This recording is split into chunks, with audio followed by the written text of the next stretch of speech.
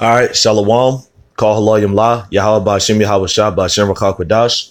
Double honors to my elders and my apostles at Great Millstone who rule well for teaching me the truth. And salutations to the elect, Habachayar. Shalom. This is the brother Yahawah here with GMS Charlotte. And I'm coming back at you with another video by Ba'ashem Rakakwadash, man. Just talking about this Alaska earthquake that caused severe damage and triggered a tsunami. All right. So here it is, man. The end is manifest. You know, as the scriptures say, all right, the end is manifest. We right here at the end. You know, you see earthquakes all over the place, these tsunamis, you know, these hurricanes, all of these volcanoes erupting. You see all of these in the last days. That's how you know that this is the last days, man. The earth is mourning. Yahawah Shem Yahawashi, the Most High. All right, he's about to visit the world. That's why all of these calamities are happening. All right. But that's why, you know what I'm saying, this is a very important time, as the scripture say, all right, this is a very high time, you know what I'm saying, for brothers, you know, for the elect to wake up and see all of these things coming to pass, man. All right, this is a very beautiful time to be alive. All right, because we about to witness the coming of the king, the second coming of the king, Yahawashi HaMashiach, you know. That's why all of these calamities are going on the way they are. And a lot of people are troubled. A lot of people are dying from these calamities, man. The wildfires in Cali. All right. All of these calamities that's going on, these cataclysms, all of it is because the Most High is about to visit the world in which he made, as the scriptures say. All right. But we're going to get into that through the spirit. All right. The title says Alaska quake causes severe damage, triggers tsunami warning. All right. It says a 7.2 magnitude earthquake that struck near Anchorage caused severe damage to the city. It was followed by aftershocks that triggered a tsunami alert in the Cook Inlet area, Alaska authorities said.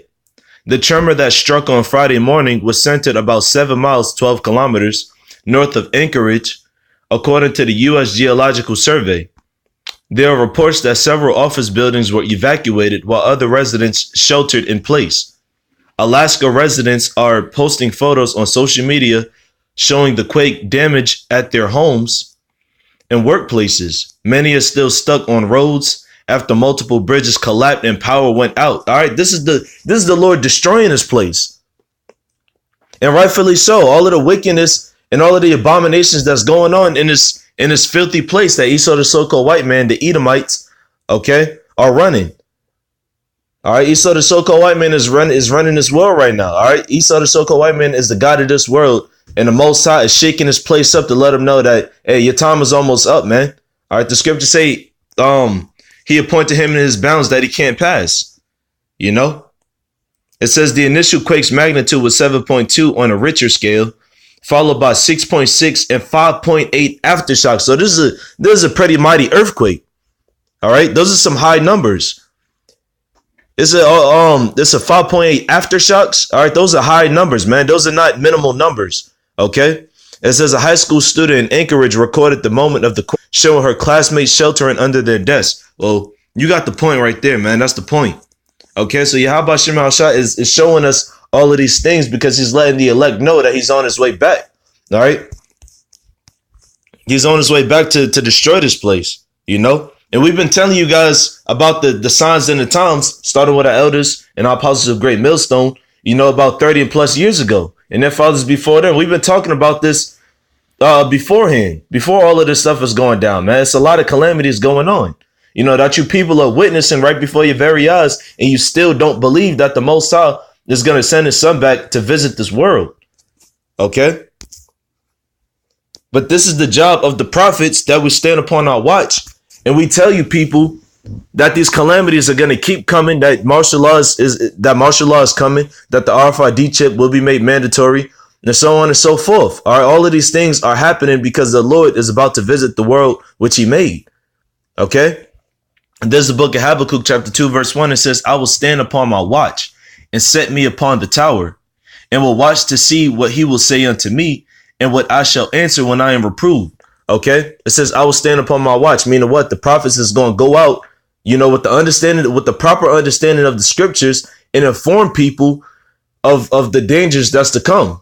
Okay, of the impending dangers of Yahawah Shem Yahawashi. You know what he's about to do to the world, whether it's an earthquake, a hailstorm, a firestorm, okay, a tsunami, whatever it is, you know, because back in the ancient world, were you standing on a tower, man, a watchtower, no Jehovah's Witness shit, all right, because they're not the real watchers, but you would stand upon a tower and you would look for dangers to come. All right, and that was the Lord speaking to you through the Spirit. All right.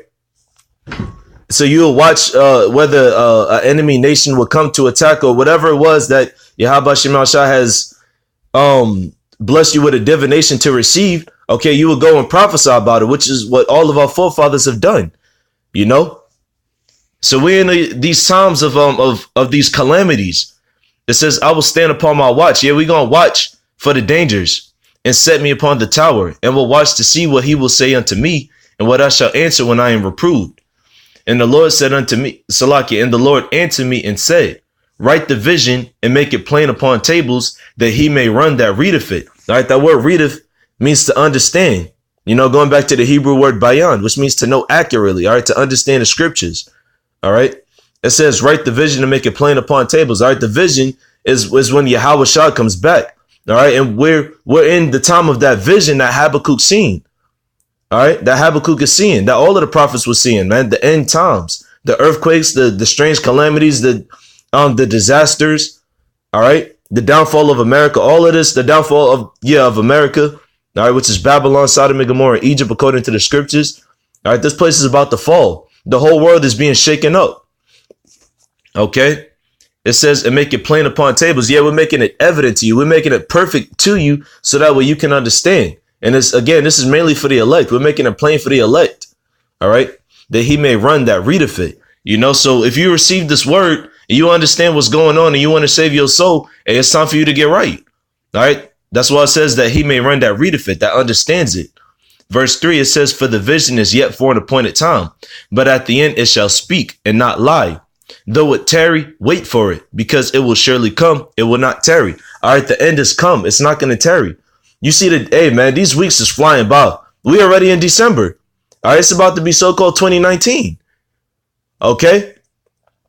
And we seeing all of these marvelous works of the Lord, okay? These calamities, we seeing all of these things coming to pass. Why? Because we know that we're in the end times, man. So brothers is going to stay upon their watch. All right, we're measuring the time diligently in itself, and I'm going to get that next through the Spirit, okay? It says, "But at the end it shall speak." These prophecies are speaking. All right, they're speaking very loudly to us, and we understand them through the Spirit. All right, with that Rachak Wadash. Okay, let me go ahead and get this in the book of 2nd Ezra, chapter 9, verse 1. It says, "He answered me then and said, Measure thou the time diligently in itself, and when thou seest part of the signs pass, which I have told thee before, then shalt thou understand that it is the very same time wherein the highest will begin to visit the world which he made." There you go. All right, the Most High is he's shaking things up, because this kingdom has to be brought low, has to be brought down. The kingdom of Esau, the so-called white man, has to be brought down. Okay, that's why all of these calamities are going on, because this is really for the destruction of Esau. All right, a new kingdom is about to be set up in righteousness. All right, it says, "He answered me then and said, Measure thou the time diligently in itself." Yet pay attention to the signs and the times. You know, we measure in a time. That's why we do these current event videos. All right, we measuring the current events with the prophecies. We lining them up. Okay, and we have accurate understanding. It says, "And when thou seest part of the signs past, which I have told thee before, then shalt thou understand that it is the very same time wherein the highest will begin to visit the world which he made." There you go. "Therefore, when there shall be seen earthquakes and uproars of the people in the world," okay, matter of fact, and it talks about this is the Old Testament and the Apocrypha. It talks about this in the New Testament as well. It says, "Therefore, when there shall be seen earthquakes and uproars of the people in the world," okay, and again, you got that earthquake going on in Alaska, man. All right, uproars of the people all over the place. Okay, matter of fact, let me go ahead and get that precept in the book of Matthew. All right, for you guys who think that the whole scriptures is not to be dealt with, all right, the Old and the New Testament, because they are. Let me get this in the book of Matthew chapter 24, verse 7. It says, "For nation shall rise against nation," and we're seeing that as well. All right, Kim Jong-un, Vladimir Putin, all right, Donald Trump, And the rest of these guys, they're gearing up for war. All right. Matter of fact, I think it was a place called Helm Gad or Helm something. I forgot what it was, but it was U.S. airstrikes over that place, man. All right, over there in the Middle East. Okay. So Esau, the so-called white man, all right, the U.S. is making this is going to continue to make these moves on these other nations, these other countries. All right, going to keep bombing them. You know, it says, "For nation shall rise against nation, and kingdom against kingdom, and there shall be famines and pestilences and earthquakes in diverse places." Yeah, in different places. You know, Alaska was one of those places that 7.2 magnitude was. All right, these earthquakes, again, more and more vicious. These volcano eruptions. All right, that the rate of them are growing higher and higher. All right, in these different places around the world. Verse 8, all these are the beginning of sorrows. You know, this is a time where you people are supposed to be mourning. Okay? Because and this is Yahawashi speaking. These are the beginning of sorrows. All right, this is the time where you people are supposed to be mourning. All right, because this kingdom is about to go down. You know, for you people who love it so much. All right. The Most High is about to thrash this place, man. And he's shaking it up right now. You know, the Lord is making a scene right now. You know, because the scriptures say what? This is the time where the highest will begin to visit the world, which he made. Okay. Verse 4 says, then shalt thou well understand that the Most High spake of those things from the days that were before thee, even from the beginning. Yeah, even from the beginning, man. All right. Verse 5, it says, for like as all that is made in the world hath a beginning and an end, and the end is manifest. Yeah, the end is showing itself. We about to witness the second coming of Yahawashi HaMashiach, who the world calls Jesus Christ. All right, that's why these terrible things are happening the way they are. All right.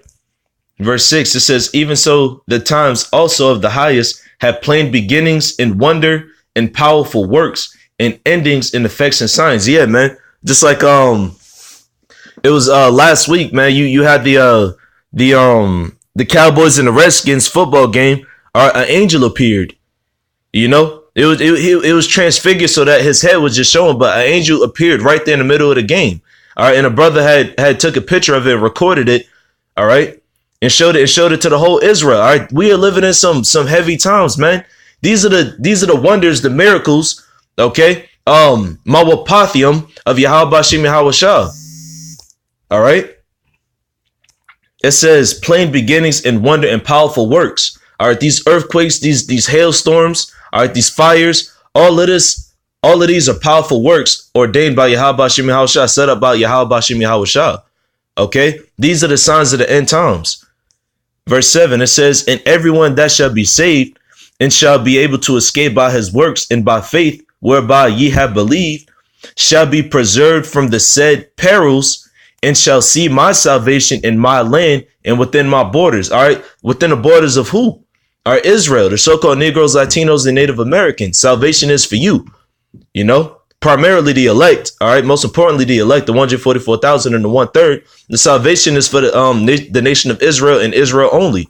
OK, so it says what? And everyone that shall be saved and shall be able to escape by his works. That's why we select it, and by faith. All right, because those are the two most important things that we need to have. Most importantly, faith, man. Faith that Yahawashi Mashiach is gonna keep us from these said perils, as it says in verse 8.